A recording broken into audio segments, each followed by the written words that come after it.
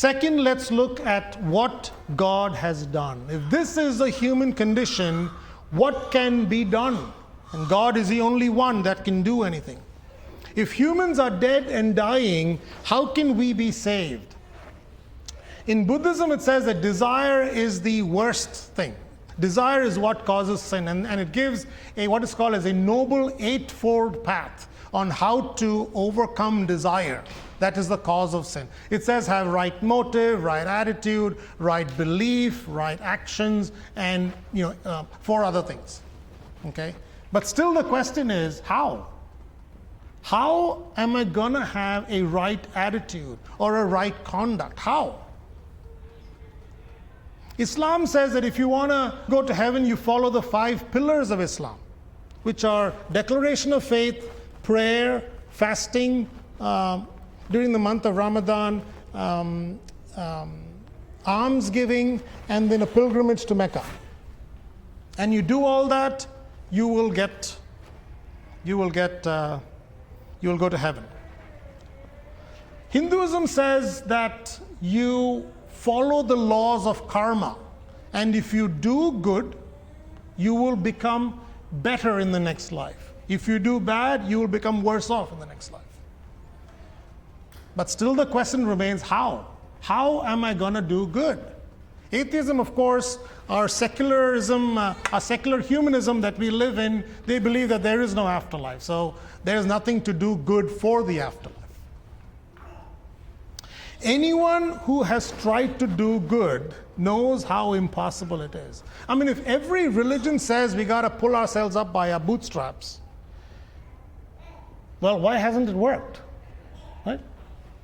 Is our culture holier now than it was 100 years ago? I mean, if this thing worked, then we would be holier now, right? It's been 500 years since the Enlightenment, when we realized, everything is reason and everything can be made to follow reason. There is no supernatural. Well, since the 500 years, have we become holier? No.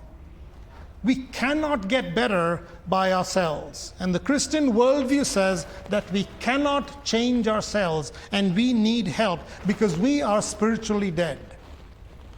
Now, when we studied about God last week, we looked at 3 attributes of God. We looked at the holiness of God, we looked at the justice of God, we looked at the love of God.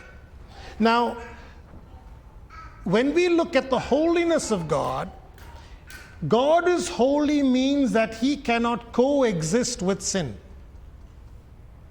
God is just means that He cannot ignore sin.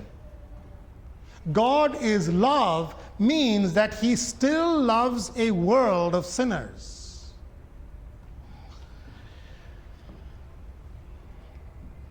Imagine that you were driving out of this lecture, going home.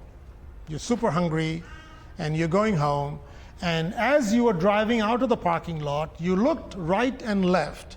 There were no cars coming, and you failed to look right one more time, and you didn't see a guy walking, and you ran him over. Okay. The story gets morbid real quick. You ran him over, and he is in serious trouble, and he dies 2 days later. All right. What are our options? Well, you're going to be cited for involuntary manslaughter or vehicular manslaughter. And that is $20,000 and 5 to 10 years in prison. Now, let's say that you're brought in front of the judge. The judge can do a couple of things, okay? There are 3 options.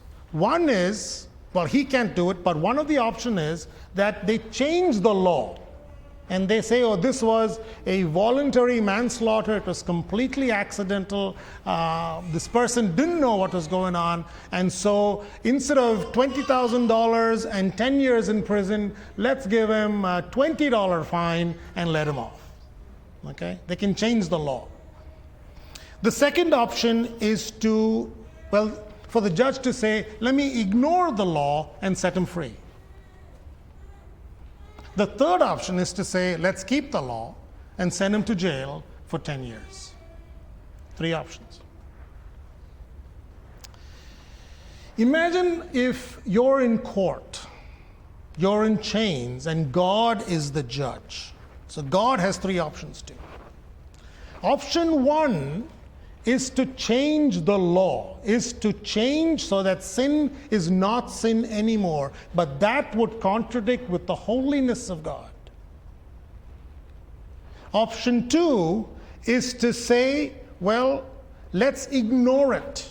Let's ignore sin. But that would contradict with the justice of God. Option 3 is to say, let's punish this person with eternal death. But that, if God is loving, how can he send?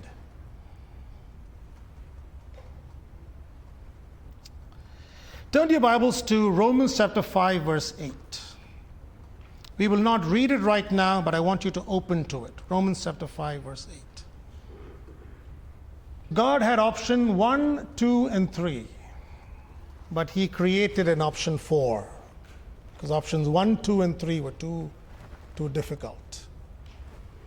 In the legend Camelot, and this was made as a movie called First Knight, King Arthur's wife, Queen Guinevere, was in an adulterous relationship with King Arthur's best aide by the name of Sir Lancelot.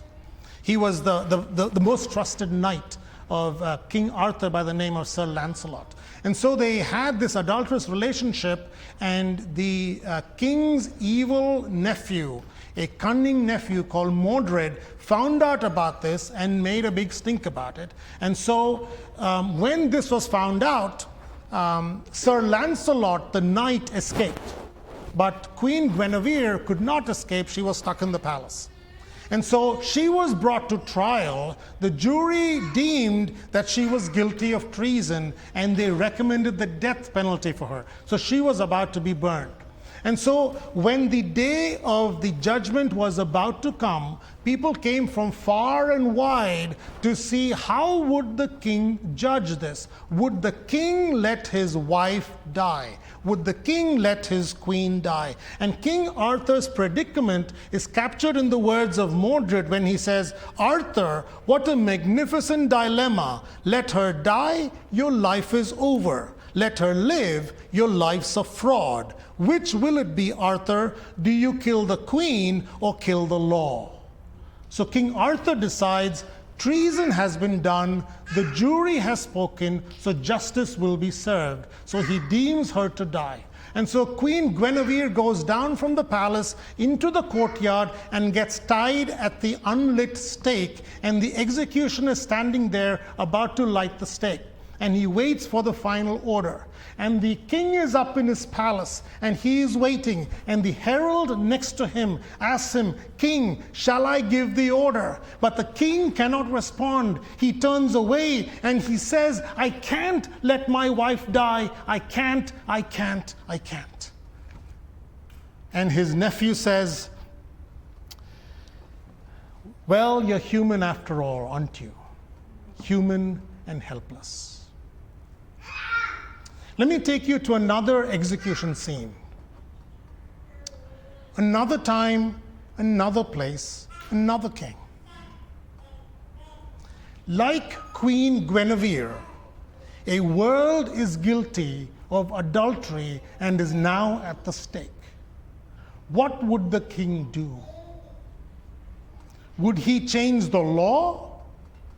Would he let her go free? Or would he punish her? He takes the 4th option.